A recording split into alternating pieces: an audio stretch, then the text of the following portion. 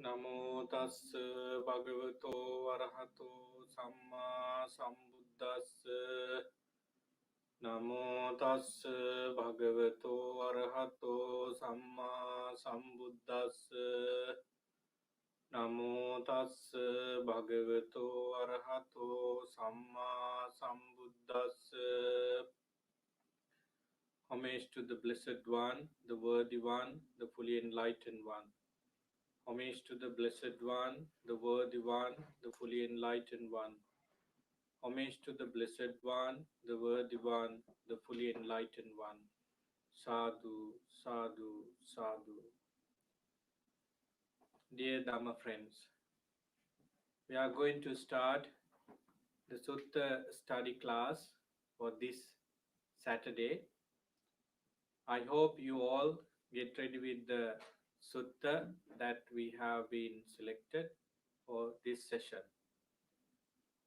We originally conduct this class on Thursdays, but due to some relaxation and also some other activities at the temple, we have been having this class on Saturdays for 2 weeks now.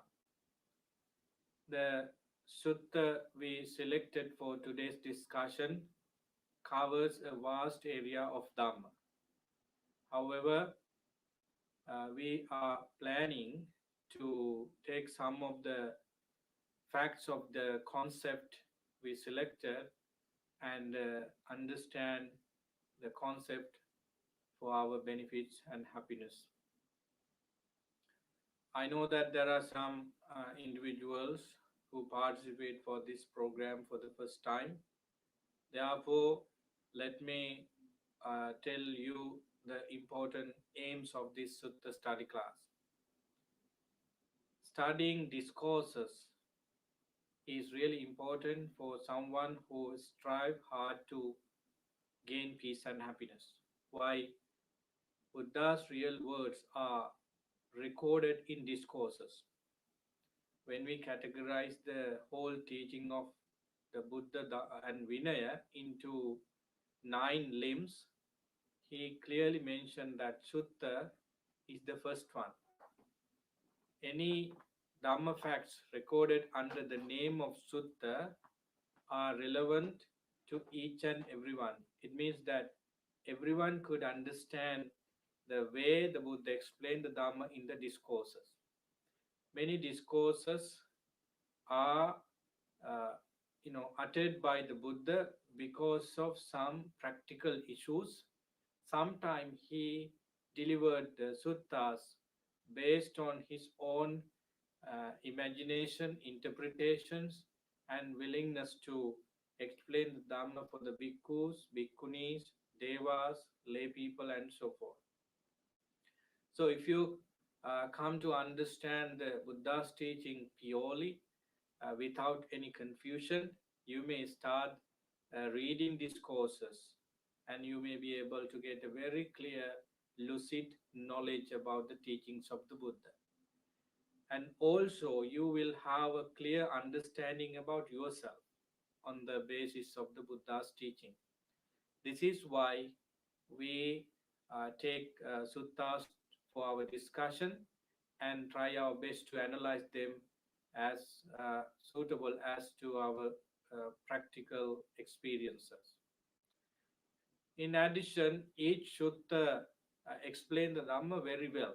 If I take the statement of the Buddha about the nature of the Dhamma, excellent in the beginning, excellent in the middle, excellent in the end, Adi Kalyana, Pariyosana Kalyana, Majje Kalyana. He said that his teaching is really, really tasty from the beginning of the Dhamma, and also if we go into a particular fact, the middle of it also is tasty, and also the last end of the Dhamma Sutta would be very nice.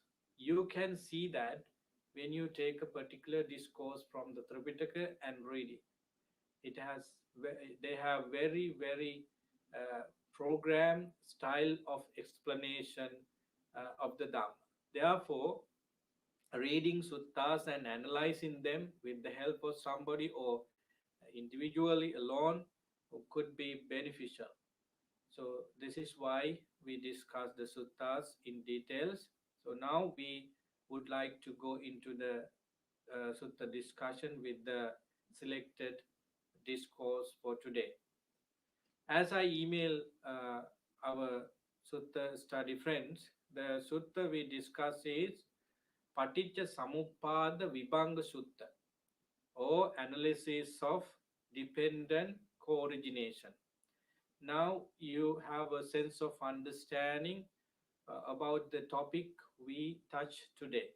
As I said earlier, it is one of the difficult and profound subjects in the Buddha's teaching. Therefore, within this 40 minutes time, we could not understand the concept very well, but our best try is to read the discourse and try to get the glimpse of the Paticcasamuppada.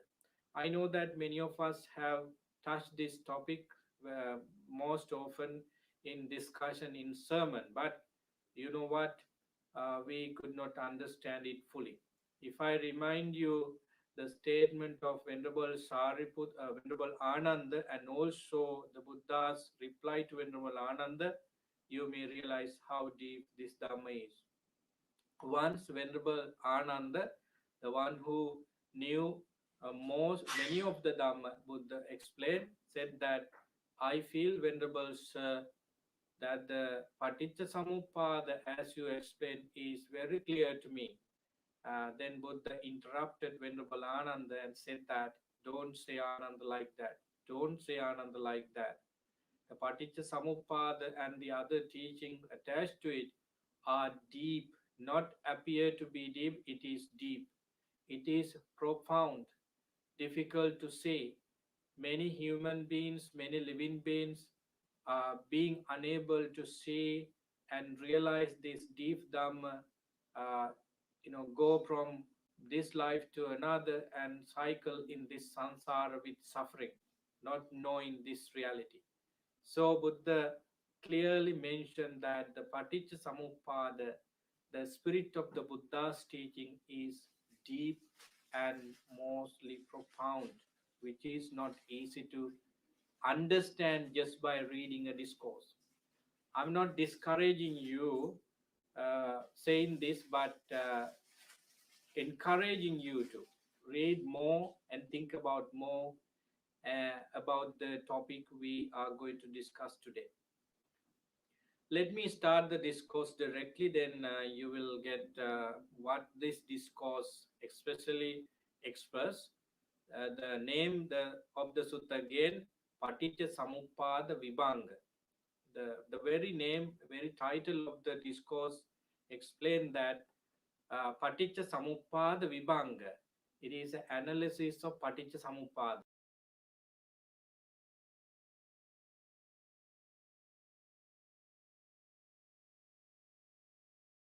Samuppada. What is the meaning of Paticcasamuppada? Is there any special meaning of the word Paticca Samuppada? Can we break this word into various subcategories just to simplify the term? Yes, we could. But I'm afraid of doing this because some people used to get some sort of misunderstanding, but I do it very carefully. Samuppada means rising together. Uppada, as you know, Uppada is a rising of a feeling, a rising of a thought, a rising of a being. We could use this word Uppada to any of those things. Some with the addition some to the front of the Uppada, we mean rising together. Then Paticca. What is the meaning of Paticca? These things arise together with causes and condition. Paticca means with causes or reasons not without reason. They arises they arise with reason. So basically, Paticca Samuppada means uh, origin together with causes and condition. That's why we term this Pali word into English clearly, that dependent co-origination. Everything and anything we discuss in the Buddha's teaching, uh, depend on something. If we take akusala, unskillfulness, we talk about, such as greed, hatred, ignorance, then what you call attachment, craving, every those akusala feelings arises based on something else. If we take the kusala factors such as renunciation, kindness, compassion, wisdom, samadhi, they are also coming based on something else. So we cannot find anything in the Buddha's teaching about the world, about the life, uh, without the causes and condition. But we should be careful that things arise not with one cause. Buddha said many causes could come together and make a result. So Paticca Samuppada, the Pali word means dependent co-origination, depending on many things, things arise. So this discourse is really important because of that. And Paticca Samuppada Vibhanga, the sutta's name is Paticca Samuppada Vibhanga. It means we have the analysis of things that Buddha explained about the arising and passing due to causes and conditions. Let us go into the discourse and understand how the Buddha explained Paticca Samuppada there. At Savatthi, Buddha explained this particular discourse to a group of bhikkhus. Buddha said there, "Bhikkhus, I will teach you dependent origination and I will analyze it for you. Listen to that and attend closely. I will speak."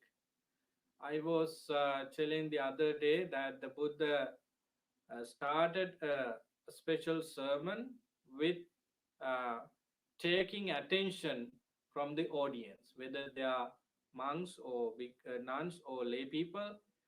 He he was able to draw the attention by saying such words. I'm going to tell you this, so you need to listen to it carefully and remember them or reflect them. So this is how a great teacher always start their, you know, uh, his or her teaching. We can see that from the Buddha in this discourse and in other discourses. Yes, Venerable Sir, those bhikkhus replied. Then the Buddha started the sermon. Uh, you know what? The Buddha always uh, did this particular thing. He did not want listeners to have a passive listening. It means he did not allow listeners to sit still and look at him and listen to whatever he says. Buddha always put the questions forward for listeners to think. Or he it doesn't mean necessarily that the listeners should answer immediately, but the Buddha started with the questions. We can see that particular behavior of the Buddha in this discourse. What bhikkhus is dependent origination? So Buddha started the discourse by asking a question. What is the dependent origination? What is the Paticca Samuppada? Very simple question. But Buddha did not expect the audience to answer this question. It is to arouse the curiosity of the bhikkhus there. With ignorance, Buddha started. With ignorance as condition, volitional formation come to be. With volitional formation, consciousness come to be. So we have this phrase in Pali as Avijja Pachaya Sankhara, Sankhara Pachaya Vijnana, and so on. Let me finish the reading first. With volitional formation, with volitional formation as condition, consciousness, with consciousness as condition, name and form, with name and form as conditions, the six sense bases, with the six sense bases as condition, craving, with craving as condition, clinging, with clinging as condition, existent, bhava, with existent as condition, birth, with birth as condition, aging and death, then sorrow, lamentation, pain, displeasure, despair come to be. Such is the origin of this whole mass of suffering. This because is called dependent origination. So Buddha explained a chain of factors that cause to suffering. So Buddha started what is dependent origination. It doesn't mean that he explained everything in the dependent co-origination. He started to say uh, with, with ignorance as the first cause or first reason in the chain, there is mental formation. Uh, from ignorance, as a requisite condition, come fabrication. In other words, what do you mean by ignorance anyway? What do you mean by fabrication or sankhara? So we have to understand these single terms in the long run, because they mean a lot for us to understand ourselves and the Dhamma. So basically, avidya, ignorant, means not knowing the reality, not knowing what is going on. Basically, if I explain this fact with the sutta references, not knowing means, or ignorant means, being able to understand things as they are means uh, the misunderstanding or being able to understand the Four Noble Truths as they are. What are the Four Noble Truths? Then the noble truth of suffering, dukkha arya satya. The second one, the noble truth of arising or causes of suffering, dukkha samudaya satya. Then the third one, the noble truth of cessation of suffering, the dukkha nirodha arya satya. The last one, the fourth one, is about the path, the noble truth of the path leading to the cessation of suffering, dukkha nirodha gamini patipada arya satya. So if one is not aware of the Four Noble Truths, it is called ignorance. Ignorance means not knowing the Four Noble Truths as they are. Now, we can see the general usage of the word ignorance or ignorant. We can use that. I was ignorant at that time, that's why I could not hear you. I was ignorant about what you said about the coronavirus. So we use this word ignorance or ignorant for normal things, but it does not mean that we mean that not knowing the Four Noble Truths. We may have come across many educated people who are educated about various subjects of living. So we cannot say that they are uneducated, but they could not be able to put into wise category in the Buddha's teaching unless they know about the Four Noble Truths. In other words, no matter how educated people are, if they do not know about the suffering as it is, the causes of suffering as they are, and the cessation and also the path leading to the cessation of suffering or unsatisfactory, they are ignorant. So simply understand ignorance in that way.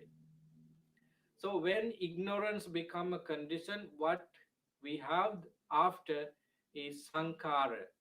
Sankhara also is a big word. Sankhara, we find Sankhara in many teachings, in many set of teachings. Sankhara here is the results of uh, ignorance. It is said here, from ignorance or avidya as a requisite conditions come fabrication or results fabrication. So fabrication is uh, because of the ignorance. So what is Sankhara? Uh, Sankhara means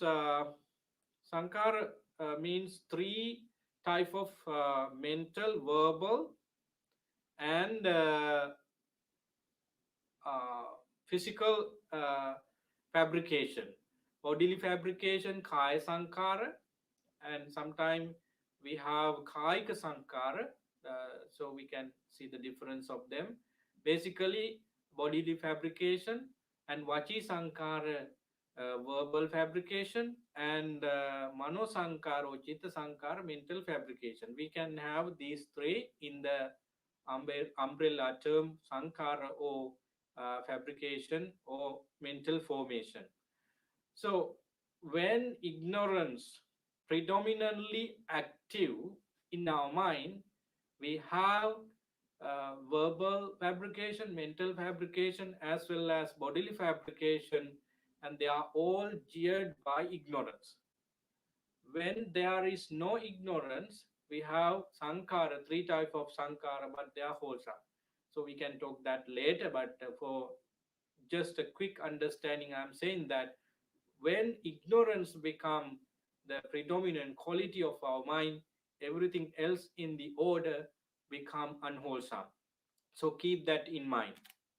Then we go to next one, that is from fabrication as a requisite condition comes consciousness. So based on consciousness, uh, with sankhara as the condition, we have consciousness, vijnana. So sankhara, I told you sankhara as three ways, in three ways.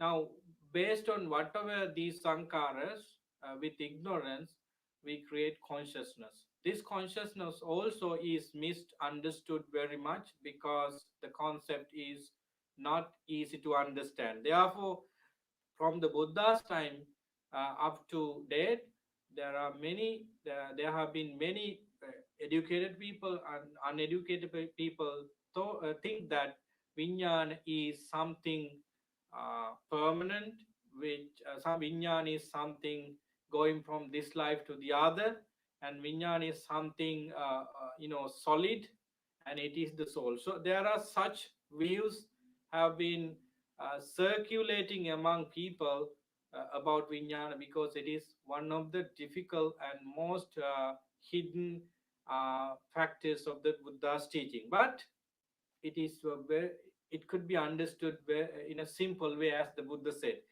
In this discourse, we can take Vijnana as a single concept, which is attached to our senses. We find in the discourses Vijnana explained as eye consciousness, ear consciousness, nose consciousness, tongue consciousness, body consciousness, intellect consciousness. Friends, it means that consciousness is the ability of our mind to know something, basically sensory experiences, and it is the ability to attach to our senses. So we do not know where our mind is inside the body.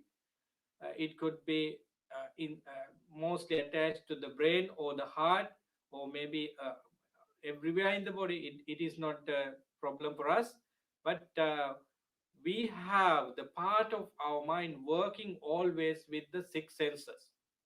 If I touch my nose, I feel it as soon as I put my finger there. So that is because of body consciousness, because this belongs to the sensory base called body, and I put my finger over here. It's between the bodily body, and I feel body consciousness. If you put a chocolate on your tongue, you feel the taste of the chocolate. It is because of the consciousness there. So consciousness is always something of our mind which attached to the physical senses, five senses: eyes, ears, nose, tongue, body, and mind. Then how the sixth sense called mind could have mind consciousness? Because mind is attached to physical senses. If the physical senses are active, then that is the mind consciousness. So these are the primary, very basic ability of our mind attached to the attached to this body. So sankhara, or the mental formation or fabrication, as the condition, what arises after is this eye consciousness, ear consciousness, and all this consciousness. I told you as a warning at the beginning that consciousness is one of the difficult, mostly misunderstood concept. Even you question why then Buddha talks about traveling vijnana from this life to another, descending vijnana from another life to this life, and what goes from this life to another. So people are talking about such topics, topic of conversation. That is because they misunderstood the concept of vijnana. But vijnana is very momentary, and based on vijnana we create karma, we create other constructed constructive mental status. So that travel as a with the changes constantly from this moment to another. But I'm not putting here a self there, permanent entity there, but it also change in between. So consciousness means basically sensory part of our mind. So here we say, based on sankhara we have consciousness. Based on consciousness we have then vijnana paccaya nama rupam. Uh, from the consciousness as a requisite conditions come name and form, nama rupa. The very Pali word for name and form are nama and rupa. What do you mean by nama and rupa? Let's take rupa, of form. Form is not anything else but the four great elements, Satara Maha Bhuta, the Patavi, solidity, Patavi, Apo, cohesion, Tejo, heat, Vayo, the air. So these are the four great elements in the teaching. So every physical things that we can touch, that we can see, that we can hear, because of the four great elements. So form is these four great elements, and also derived elements. Uh, because of the four great elements, we create rupa, or form in the mind, that those form are also because of the great four elements existing with changes. We should stress that with changes outside of our mind, outside of nama components. So that is called form or rupa. And nama means, let me get the exact page.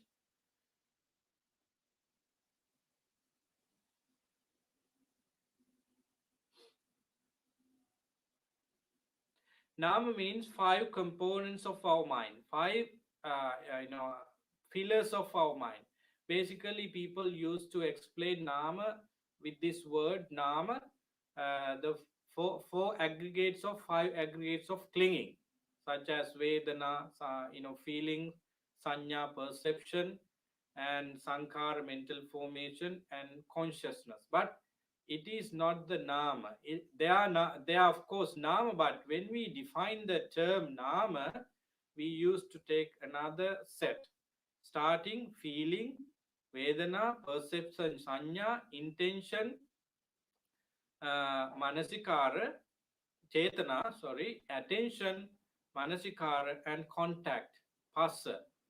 Uh, the order could be not right, but these are the five uh, components of Nama category. So Nama Rupa are there because of consciousness. If I go into details, it takes long time, but if I simply explain how consciousness could be the key factor for Nama and Rupa to be like this, you will understand that. Now I told you that consciousness is the representation of our mind in the senses. Eye consciousness, ear consciousness, nose consciousness, tongue consciousness, body consciousness, and so forth. So when we uh, have our eyes in active force, like we see pictures, then eye consciousness arises because our eyes are active, and some sort of pictures or scenes are there for our eyes to see. Then we say that we see this man over there. Then eye consciousness has already begun, and what are the name components? uh, Vedana, Sanya, Chetana, feelings, perception, and intention. Passa means contacts, and Manasikara, attention. So as soon as our eyes meets the pictures outside, Rupa, these five components function immediately and to make an idea. So Vedana, Sanya, Chetana, feeling, perception, and intention comes into being with the other two, Passa, contact, and also attention. So that's how Nam and Rupa work together. So that is happening because of the consciousness. Consciousness is the mediator or the creator of both form and Rupa. Once again, if I say this using other words, name and form, or Rupa or Nama, could come together because of the consciousness. So that's how consciousness could be the requisite conditions for name and form in the formula. So let's go on to the other factors. Our intention in taking this discourse for discussion to understand the concept very well and the connection between. But I'm saying that there are more details to be discussed in each single factors. But time is not permit for us. Now, from name and form as a requisite conditions come the six sense bases. Due to name and forms existent or become the condition, after that we have six sense bases. What are the six sense bases? Eyes, ears, nose, tongue, body, and mind. I know that it's pretty hard how this formula could happen, because once they talk about consciousness, and then he said that and consciousness would be the key conditions for name and form. Then name and form again create salayatana or six sense bases. How could that be? So there could be confusion or situation where you could not get the concept and the relation between the concept fully. But for the moment, understand that six sense bases come into exist because of the name and form. Then what are the six sense bases? Eyes, ears, nose, tongue, body, and mind. Uh,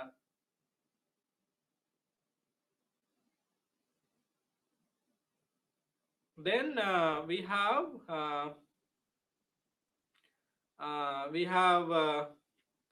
the next link of the Paticcasamuppada. From the six sense bases as a requisite condition comes contact.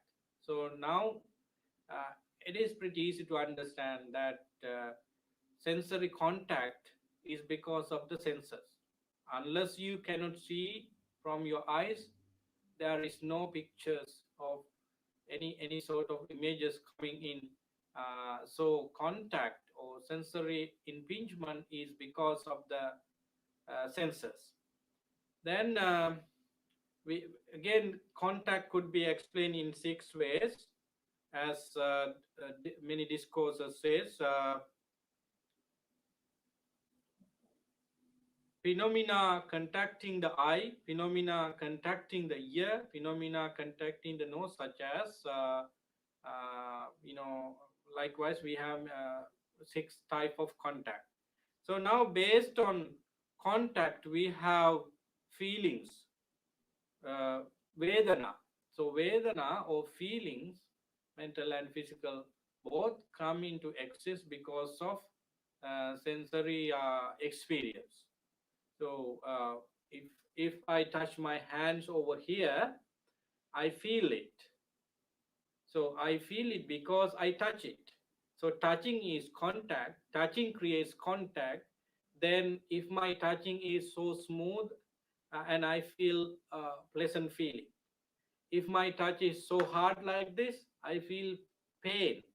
So we have feelings related to the six senses and related to the time, related to skillfulness and as unskillfulness, feeling could be different. Basically, we have three types of feeling: pleasant feeling, unpleasant feeling, neutral feeling. And if we take the six senses, we have feelings born from eyes as the base, and we have feelings born based on ears and so forth. By seeing, we create pleasant feeling. Then we call it feeling based on eyes. Maybe pleasant feeling based on eye, maybe unpleasant feeling based on eye, and maybe bad feeling based on bad hearing. And we can categorize feeling Vedana into various ways. The maximum number of feelings Buddha talks about in the teaching is 108. So we can discuss them later, but for your understanding, I would say that feeling could be categorized into various ways depending on the time, depending on the senses, and also depending on what it brings. Now we have from feeling, as a requisite condition comes craving. Now craving is because of feeling. It does not mean that every type of feelings are bad.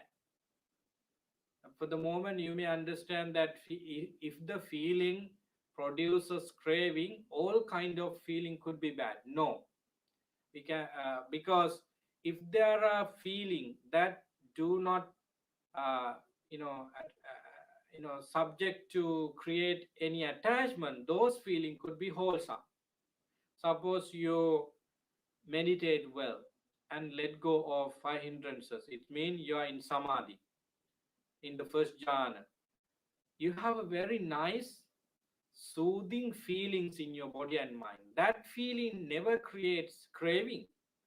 That feeling never creates attachment. That is producing some very high type of feeling against craving and attachment. So I want to show you that all kinds of feeling do not create craving.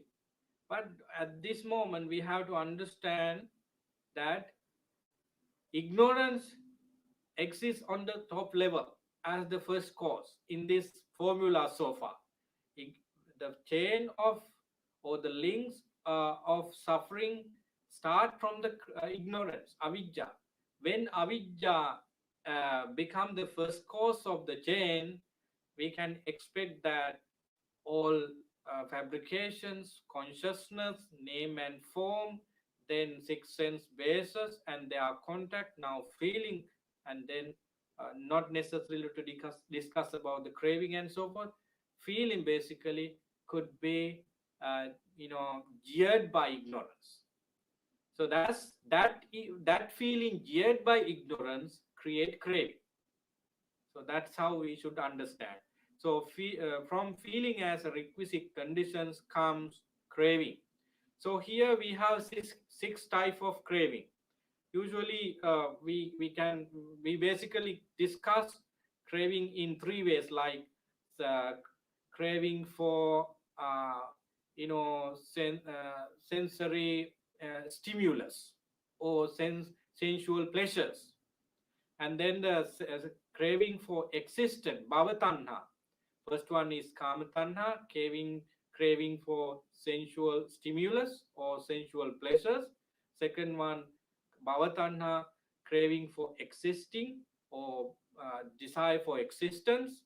Then vibhavatanha, desire for non-existent or craving for non-existence. So, but we can, these three type of cravings are uh, created by craving for seeing, craving for forms, craving for sounds, craving for smell, craving for taste, craving for physical sensation, contact through contact, and craving for ideas. So, based on the six senses, feelings are arisen, and feeling could arise, then craving also could arise based on the feelings, based on the based on the feeling. So basically we can find these six type of craving there. Now, from craving as the as the requisite conditions come clinging and clinging upadana or attachment. Popularly we translate that upadana, word upadana is attachment or clinging or grasping. So craving, now we need to see the difference between craving and clinging here. Craving is the mental state in which we have a very quick burning like attachment. Suppose I see a beautiful flower bouquet, and instantly I like it. That type of instant uh, you know delightful feeling is called craving. But attachment is somewhat different from that.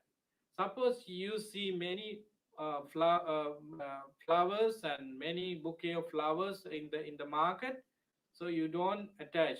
But when you see a different flowers in same category, you might like it. Now, earlier by the first sight, you didn't create anything, but by staying there for longer and combining your needs further, you might create an idea, okay, I buy this one because I could put it on the table, and everybody who comes to my house appreciate it, and then it is a good thing for me. And so that's how you create attachment to particular flower basket. So this is a very simple, maybe not very good example, but attachment is always gluing like things. We may create a lot of craving, but attached to one or two. That kind of simple example would be good enough. So attachment is more severe in the sense of suffering, because when we have attachment, when we create attachment, it's very difficult to come out. it's very difficult to get our mind out of the attached part. So we have attachment in numbers here. Let me get the. So attachment also has attachment to sensual pleasures. And attachment kamupadana. We attach to whatever we see, whatever we hear, whatever we smell, and so forth. So, for example, some people attach to chocolate. So craving would be there as it is instant and rise and pass away, but some people would not like to eat some chocolate because they have created attachment to particular chocolate. So that's attachment to sensual pleasures. Then attachment to kamupadana, attachment to views. We have been created so many views, such as I am better than others, and they are better than these people, and this is better than this. I know. So that kind of views are there. The attachment to sensual pleasures could also be attachment to views. So they are interrelated. So attachment to views is also upadana. Sometimes people say, I wake up at 6 and I do it every day and eat something after that, and I go to work around 8, and according to my principle, life principle, I need to keep everything neat and tidy. And people have this kind of individual rules and regulations in their life. So when things go wrong, they would angry. They cannot bear the changes. These days, people stay at home, which never expected to happen. So they could not bear that pain. That is because you attach to work, you attach to see the environment, you attach to ideas that I should go here and there, uh, and going on shopping and seeing people. These are attachment to ideas. Ditthi upadana, kamupadana. If you did not have kamupadana, attachment to sensual stimulus and views, you would be able to stay at home without any worry, without any problem. If you are staying at home without any worry, without any problem, please be happy, because you do not have these two type of attachment in a gross level. Maybe you have them in a subtle level, but you have done so many good things to cut off the gross part of the two type of attachment. Be happy about that. It is a manifestation of Dhamma, right? Suppose if we lost the connection of our phone and also internet and have to stay at home for longer, still some people are not worried about, because they have enough food to eat, they have other requirements to live, so they are not worried. They would be thinking that we wait until everything fixed, don't worry. That is because they have less attachment to sensual pleasures and also views. I took this fact just to show you how attachment, two type of attachment are. So please try to understand the concept well. Then attachment to uh, rituals and practices. Silabbata upadana. Sometimes people think that they could be purified themselves by doing such practices, like bathing, like going to a particular place for worship, and killing animals in the name of the god, and also putting flowers in front of the Buddha statue, thinking that it brings nirvana.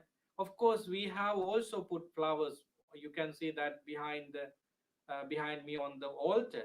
But we do that kind of practices just to make an opportunity to reflect our mind.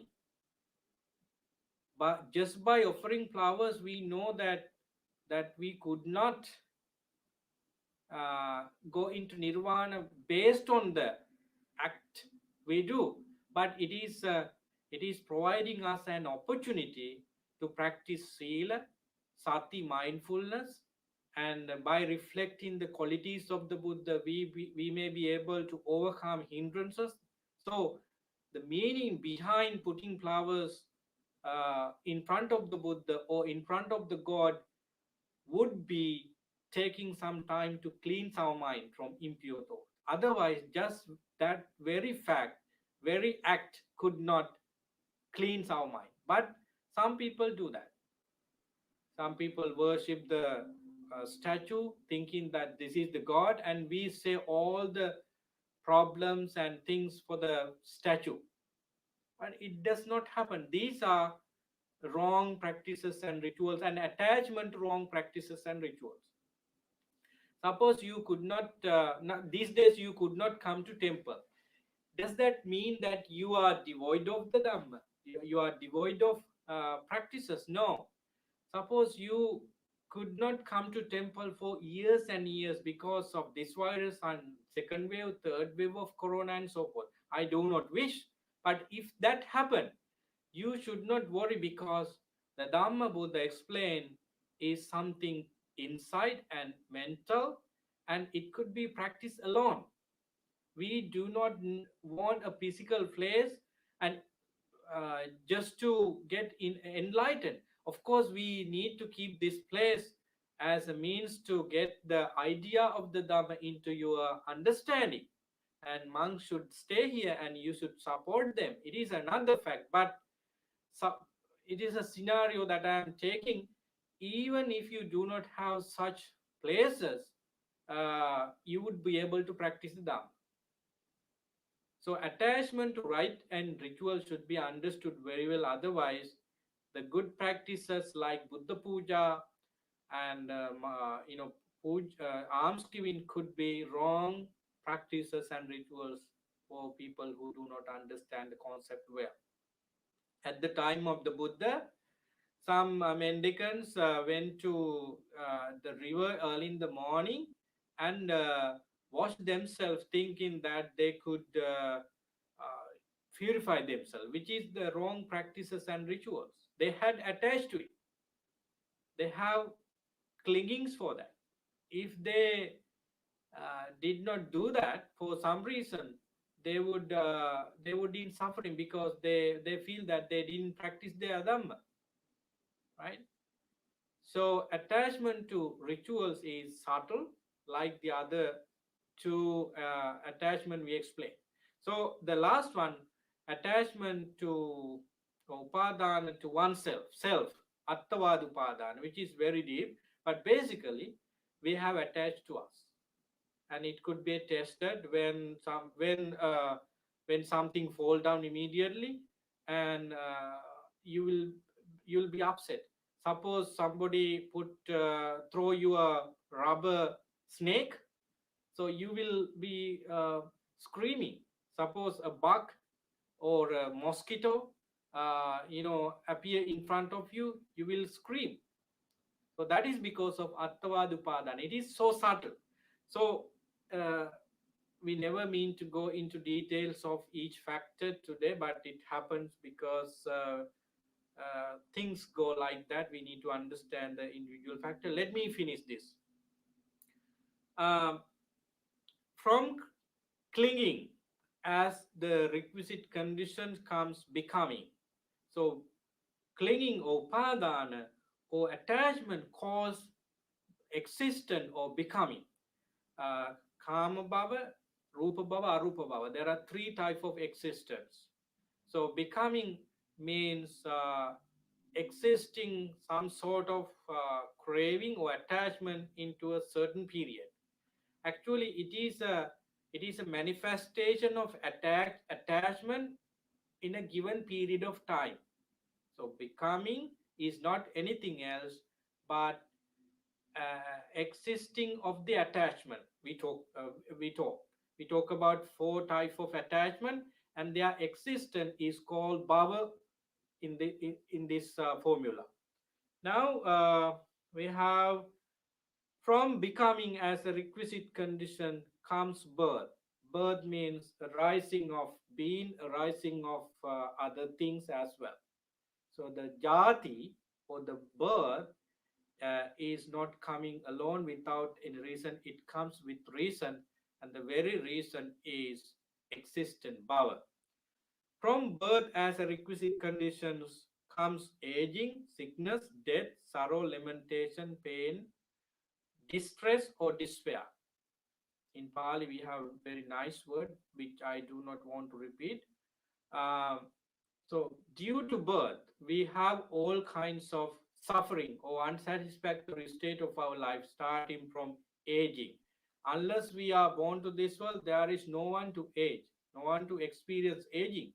And aging, sicknesses, uh, death, sorrow, lamentation, pain, grief, and there are other suffering states like we wish something and we don't get it, we do not wish something and we get it, and five aggregates of clinging are called, in short, suffering or unsatisfactory. So this is the so Buddha said finally here. Uh,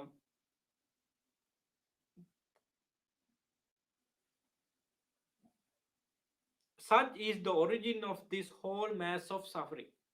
So now we come to a conclusion how suffering, how unsatisfactoriness come into being. So it start from ignorance. Basically, because of ignorance, we create all kind of things, factors we discuss here.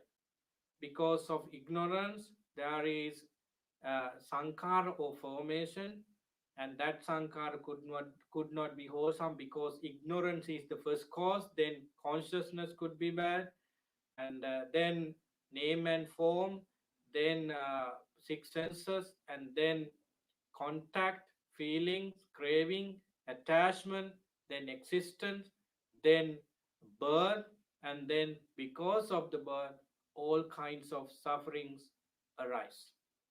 So this is how Buddha said the mass of suffering come into being. So friends, time is over now. Basically understand that the suffering we experience right now or any time of our life are because of ignorance, because of craving, because of attachment. So that formula is very clear, but understand that Paticcasamuppada, or the dependent origination, is not going one way. There may be other ways to explain. Not only ignorance cause for the immediate link of the formula to arise, but it cause attachment to arise as well. And attachment also feed ignorance. Craving could be the cause for ignorance. So they are interrelated. They function as a web. So that is why Buddha warned Venerable Ananda not to say that you understand everything about Paticcasamuppada. It is so deep, it is so profound, he said. So this is very reason why the Buddha said that. So the discourse is called Paticcasamuppada Vibhanga, analysis of Paticcasamuppada. So now we understand how the Buddha analyzed Paticcasamuppada formula. But at the last minute of the discussion, I want to say that the spirit or the basis of this formula is the theory of Paticcasamuppada. It is explained that if one factor is there as the condition, the other arises. For example, from ignorance as the requisite conditions, sankhara of mental formation arises. Based on ignorance, sankhara arises. Based on Sankhara, consciousness arises. So when ignorance exists, or when ignorance is there, there is Sankhara or mental formation. When ignorance is not there, there is no opportunity for Sankhara to come to be there. So when ignorance cease, or when ignorance extinct, Sankara could not hold on to, that should also go away. So this is the theory of Paticcasamuppada. When this exists, this exists. When this arises, this that arises. When this not does not exist, this could not be existing too. When this ceases, that ceases too. This is the Paticcasamuppada theory. So keep that in mind, and we can discuss that later on. So that is the end of today's Sutta study class. Unfortunately, we could not cover the whole discourse because it is too deep. I could have read the discourse from the beginning to the end without any explanation, but I think that is not what we expect. We take a discourse to understand the Dhamma there into a certain extent. So that's what we do. So we can take the other part of the discourse next week.